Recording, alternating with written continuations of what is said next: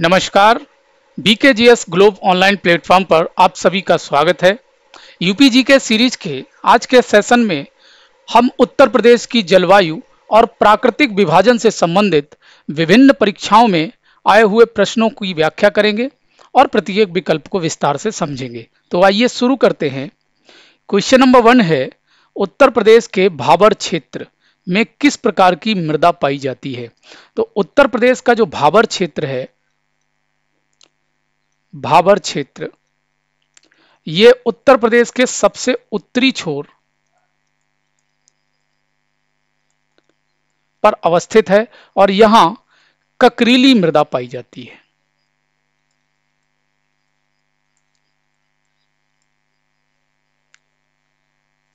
अगला प्रश्न,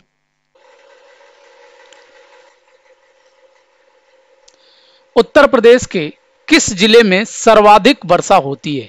तो उत्तर प्रदेश का जो सर्वाधिक वर्षा वाला जिला है वो है गोरखपुर, और गोरखपुर में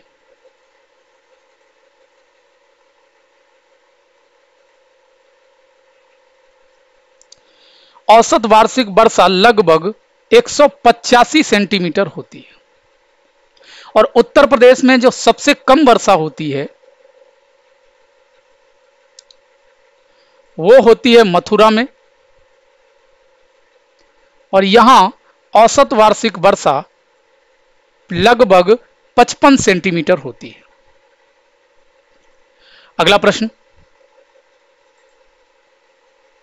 उत्तर प्रदेश का कौन सा क्षेत्र आद्यकल्प की प्राचीनतम शैलों से निर्मित है, यानी प्राचीनतम चट्टानों से निर्मित है। तो उत्तर प्रदेश का जो बुंदेलखंड क्षेत्र है, यानी दक्षिण का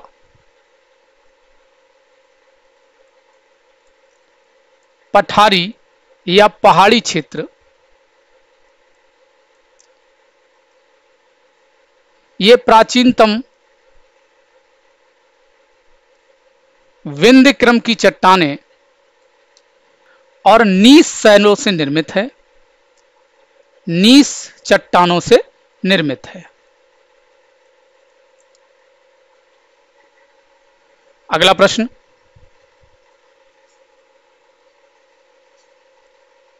उत्तर प्रदेश में सर्वाधिक वर्षा का क्षेत्र है।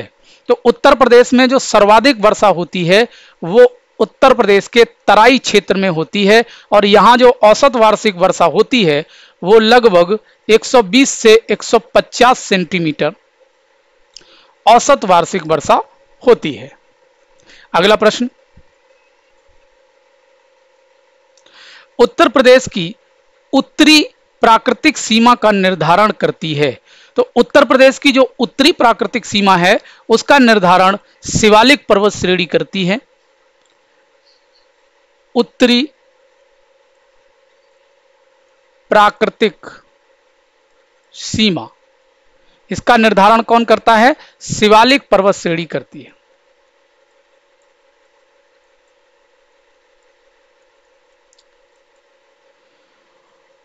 और दक्षिणी प्राकृतिक सीमा की अगर बात करें तो यह करती है विंध्य श्रेणी।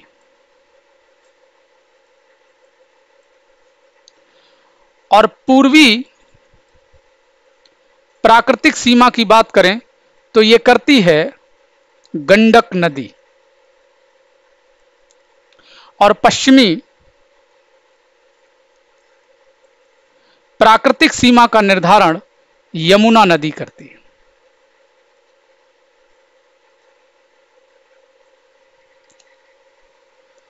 अगला प्रश्न देखते हैं, निम्न में कौन सा जिला बुंदेलखंड क्षेत्र का है। तो इस प्रश्न का उत्तर हो जाएगा सी, महोबा बुंदेलखंड क्षेत्र का जिला है और बाकी नहीं है। उत्तर प्रदेश को कितने प्राकृतिक भागों में विभाजित किया गया है। तो इस प्रश्न का उत्तर हो जाएगा विकल्प सी, उत्तर प्रदेश को 3 प्राकृतिक भागों में विभाजित किया गया है, जिसमें पहला है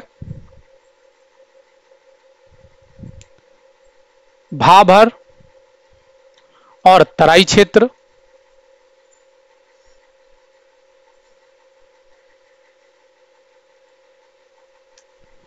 दूसरा है मध्य गंगा मैदान,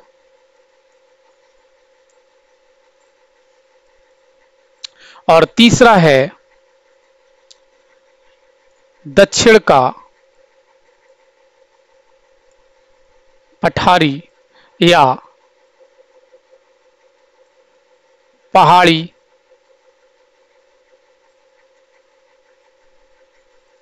क्षेत्र। अगला प्रश्न, नवीन कांप मृदा निक्षेप को कहा जाता है। तो नवीन कांप मृदा निक्षेप को खादर मृदा कहा जाता है, और ये खादर मृदा क्षेत्र ऐसा क्षेत्र होता है जहां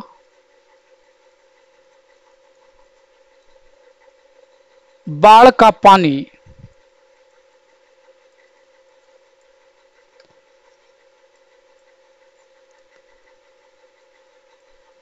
प्रतिवर्ष पहुंचता है।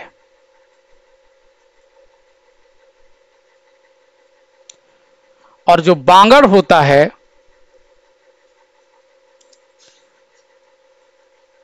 ये अपेक्षाकृत ऊंचा क्षेत्र होता है, और यहां बाढ़ का पानी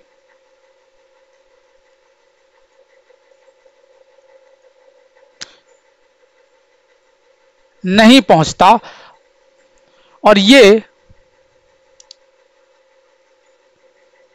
कांप मृदा का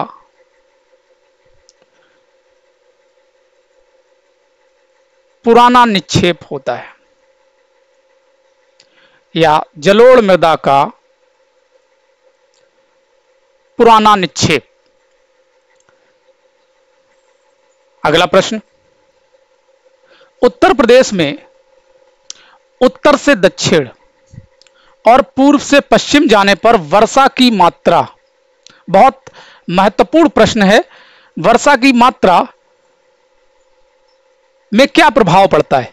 तो उत्तर प्रदेश में जैसे ही हम हिमालय से दक्षिण में, हिमालय से दूर और पूर्व से पश्चिम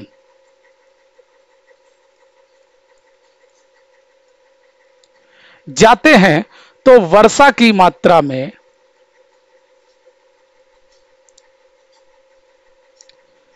कमी होने लगती है, यानी वर्षा की मात्रा कम होती चली जाती है। तो इस प्रश्न का उत्तर हो जाएगा बी, यानी वर्षा घटती है।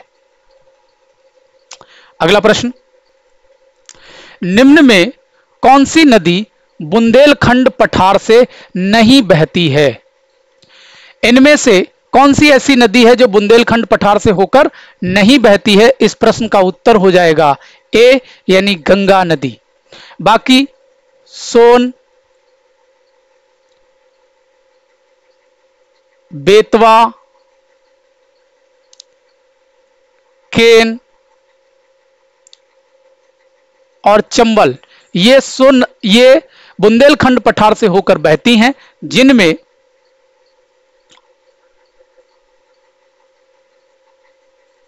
चंबल, बेतवा और केन, ये तीनों नदियां यमुना नदी में मिलती हैं, यानी यमुना नदी की सहायक हैं। और सोन, और एक नदी और बहती है यहां पे, टॉन्स। सोन और टॉन्स, ये दोनों नदियां गंगा नदी में मिलती हैं, यानी ये गंगा की सहायक हैं। अगला प्रश्न,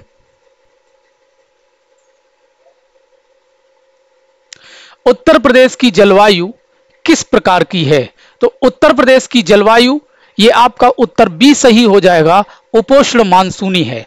उत्तर प्रदेश की जलवायु उष्ण कटिबंधीय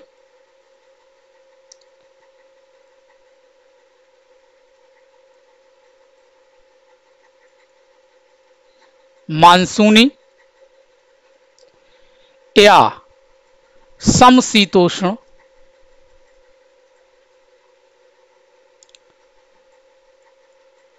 उष्णकटिबंधीय।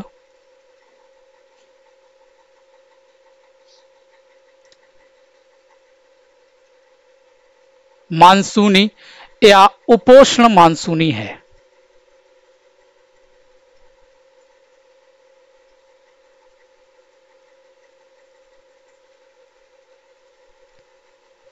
ठीक है, अगला प्रश्न, उत्तर प्रदेश में सबसे कम गर्मी पड़ती है। तो उत्तर प्रदेश में जो सबसे कम गर्मी पड़ती है वो बरेली में पड़ती है, और उत्तर प्रदेश में सबसे ज्यादा गर्मी झांसी,